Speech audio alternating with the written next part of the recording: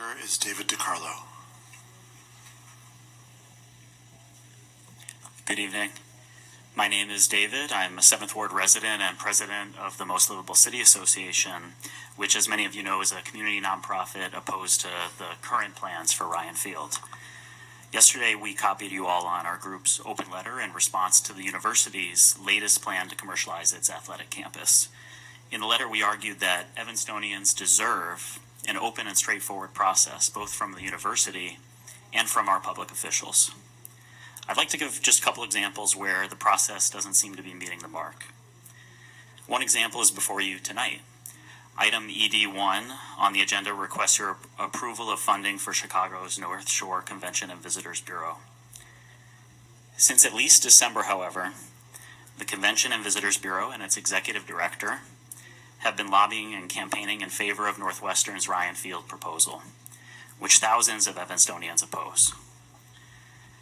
But why is an organization funded by our tax dollars allowed to lobby and campaign for something so many people in Evanston don't want? I urge you to vote no on this request for funding, or at least refer it back to the Economic Development Committee and to city staff to determine a way to restrict the group from lobbying on behalf of Northwestern. Another example is on the City of Evanston's calendar later this week. It's the NU City Committee meeting on Thursday.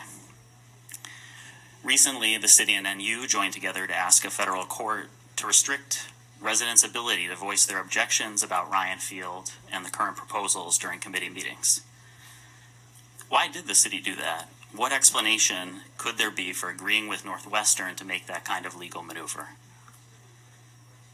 It wasn't a mere request for clarification, by the way, as some have suggested.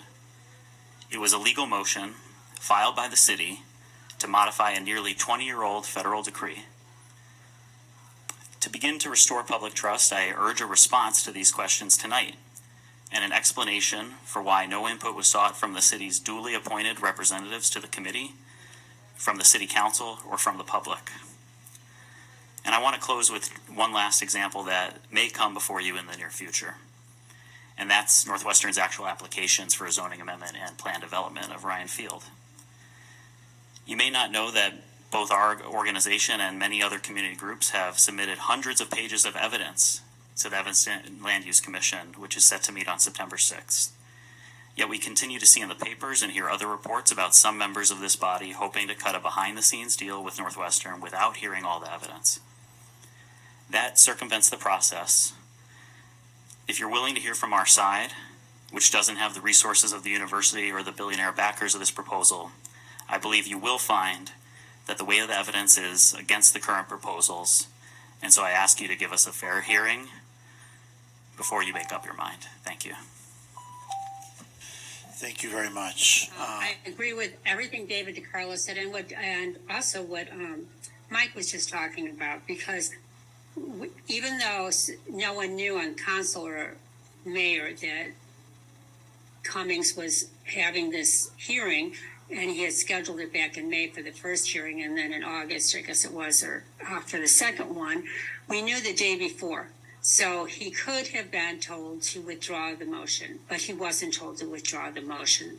And it was public knowledge by then. So that was very disappointing. So I think going back to the idea of process is important because it builds trust in our community. We need to be really hyper alert here in Evanston because we have bypassed a lot of processes. One reason I'm speaking tonight, following up on David DiCarlo's excellent comments, while you're all on vacation, an unfortunate and destructive flow of events occurred intentionally to undermine the authority of city council members, specifically in this case, undermining the authority of the court-decreed NU City Committee meeting. This is not a conspiracy theory. What took place was well documented and is a conspiracy. There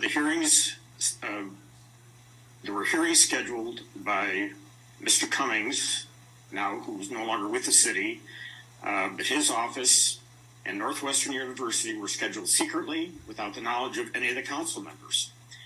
How could that be? How could the council members not be informed of such court hearings intended to undermine council authority?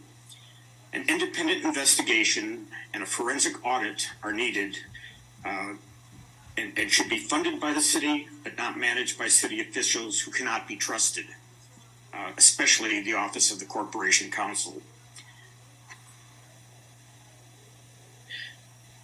So there were 2 hearings. There was a series of dates with where these memorandums to the court were submitted. That's all been documented very carefully.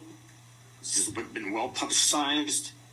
Cummings' actions were a serious breach of trust in 15 seconds. appointed government officials. It saddens me that the city manager, Stowe, admitted that he was aware of Cummings' intent to undermine the NU committee meeting. What we don't know is who else was involved. We know the city manager was involved. Time. We know the Corporation Counsel. We know Northwestern was involved. We don't know if the mayor was involved. We don't know who other council members knew and shouldn't have known. So I'm calling for an investigation. That's Thank you what I'm very asking much. for. That should take place. Every member of the council Thank you very much. should demand that to occur. Thank you very much. The next speaker is